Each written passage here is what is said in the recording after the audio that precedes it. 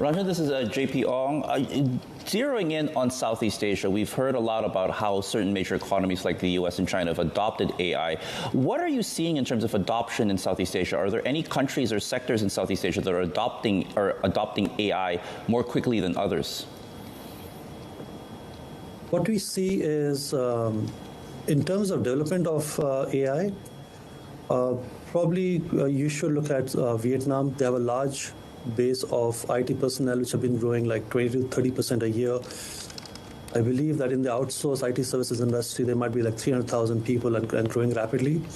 And companies over there are investing to develop their own LLMs. They're building, they're investing in technology and people to prepare for the next wave of digitalization and cloud adoption.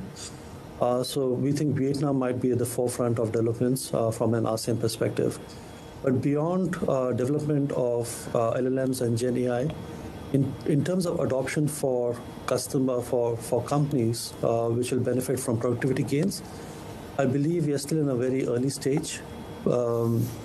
Companies are evaluating how to use this technology, how to leverage the data that they have, how to structure the data that they have, and how to ensure the safety and privacy of the users.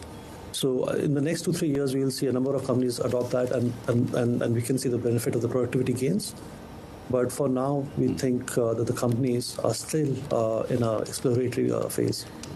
Ranjan, you mentioned Vietnam, but I want to zero in on another country in Southeast Asia, the Philippines, which depends a lot on business process outsourcing as one of the main pillars actually for their economy. Now, when we talk about AI and its potential to disrupt, this is one of those industries that they say is much at risk. How much time do you think will it take before AI perhaps potentially transforms this industry? And do you think that the industry players in the Philippines might be ready for the possible disruption for AI there?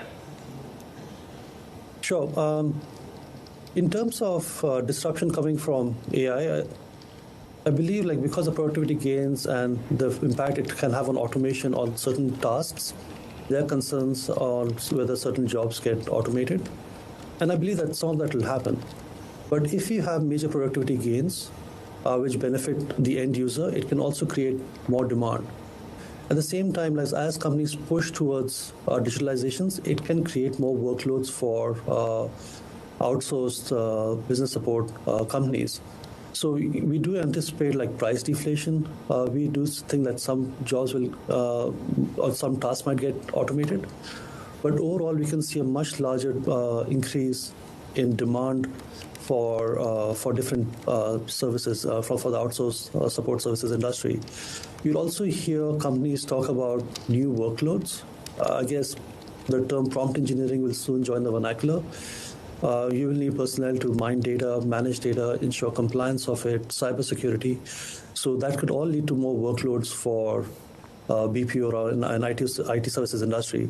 So we are not taking the leap and saying that it will lead to major disruption for BPOs, but yes, they will have to adapt. They will have to invest in their human capital today. They'll have to upskill those the talent that they have, and they also might have to hire new personnel for the new jobs that Gen AI will create.